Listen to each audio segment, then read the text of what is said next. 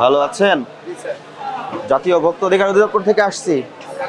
ইলিশ মাছ কত করে বিক্রয় করছেন আজকে? 1 কেজি 150 গ্রাম।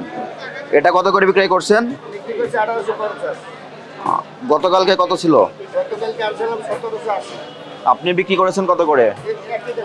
1850। এক সপ্তাহ পূর্বে কত ছিল?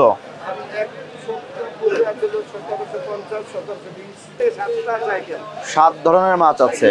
গতকালকে ওই বাজারে তো টিম আসছিল, কি ইনস্ট্রাকশন দিয়ে গেছিল? ইলিশ মাছ কিনেছেন কোন জায়গা থেকে?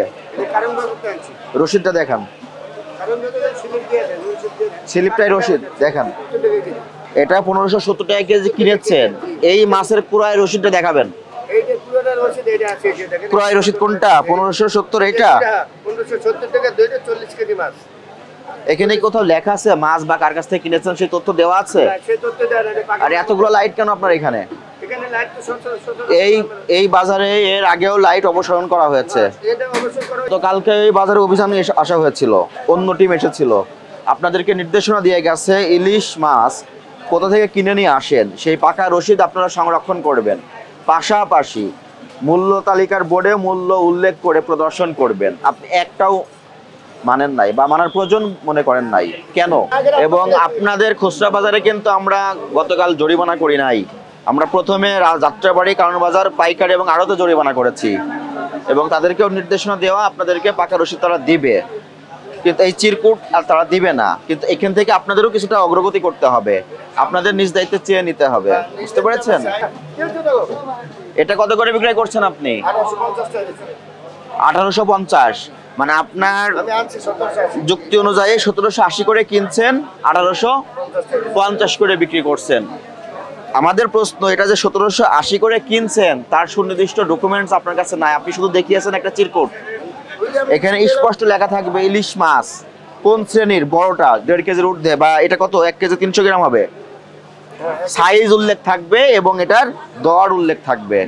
এই দরের সঙ্গে আপনি নিয়ে আসেন কিনে, আপনার কস্টিং আছে, প্লাস আপনি একজন ব্যবসায়ী, আপনার কিছু যৌক্তিক মুনাফা করতে পারবেন, সেই মুনাফা যোগ করে আপনি বিক্রয় করবেন।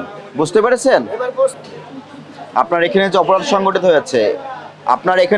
সংগঠিত হয়েছে, ভোক্তা অধিকার সংরক্ষণ আইনের 2টা ধারায় 2 বছরের জেল আছে, জরিমানা আছে 1 লক্ষ টাকা।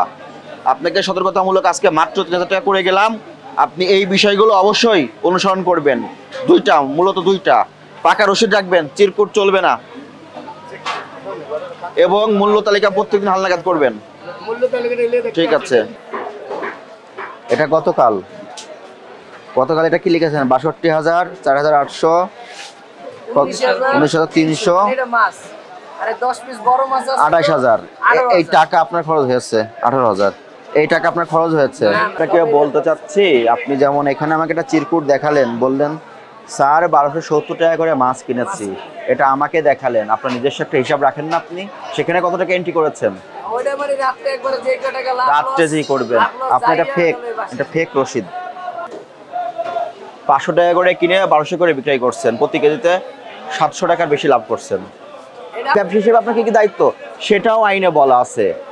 আপনার মূল শর্ত কৃষি বিপণন আইন অনুযায়ী আপনার একটা লাইসেন্স করতে হবে। মাছ একটা কৃষি পণ্য, এই পণ্যের আপনি ব্যবসা করেন, সেখানে রাষ্ট্রীয় কোষাগারের লাইসেন্সের সঙ্গে একটা ভ্যাট যোগ হবে, তারপরে আপনি এই মাছের ব্যবসা করবেন। সেটা কি করা আছে আপনার? করা আছে কি না? করা আছে? কি কৃষি বিপণন লাইসেন্স করা আছে? নাই। তাহলে আপনি একজন অবৈধ ব্যবসায়ী। প্রথম প্রমাণ হলো আপনার কোনো বৈধ লাইসেন্স নাই ব্যবসা করার জন্য। দ্বিতীয় কথা, আপনি যে ক্রয় বিক্রয় করতেছেন, যে তথ্যগুলো আপনার সংরক্ষণ করার কথা, এগুলো কোনো কিছু সংরক্ষণ করেন না, আপনিই করেন না। তো আসলে একজন ভালো ব্যবসায়ী হওয়ার কোনো ইচ্ছা নেই। আপনি বেশি মূল্যে নিয়ে আসবেন, ওজন দেখাবেন, বেশি মূল্যে বিক্রি করবেন, এটার আর সুযোগ নেই। আজকে আপনাকে সতর্কতামূলক মাত্র 5,000 টাকা জরিমানা করে গেলাম। একটু কমেছে, গতকাল থেকে আজকে কমেছে, আজকে থেকেও আগামীকাল আরও কমবে, কারণ আমাদের কিন্তু বাংলাদেশের নদী কেন্দ্রিক যে জেলাগুলো আছে সব জায়গায় একযোগে অভিযান হচ্ছে। শুধু ওনারা এখানে না, যারা দাদন দেয় সেখানে, যারা মাঝি নিয়ন্ত্রণ করে এবং নৌকা ভাড়া দেয় সেখানেও হচ্ছে। চাঁদপুরে, ফেনী, বরিশাল, পাথরঘাটা, এবং তার প্রভাবে বাজারে কতটুকু পড়ছে এটাও আমাদের দেখতে হচ্ছে। তো ওনাদের প্রতি আমাদের যে নির্দেশনা, ওনারা তো যেখান থেকে মাছটা সোর্সিং করা হচ্ছে সেখানে ওনাদের কোনো কার্যক্রম নেই। ওনাদের কার্যক্রম কি, ওনারা আড়ত থেকে নিয়ে এসে এখানে বিক্রি করছে। ওনাদের শুধু দুইটা দায়িত্ব আমরা দিয়ে যাচ্ছি, পাকা রসিদ ওনারা নিজ দায়িত্বে বুঝে নিয়ে আসবেন, মূল্য তালিকা হালনাগাদ করবেন। বুঝতে পেরেছেন?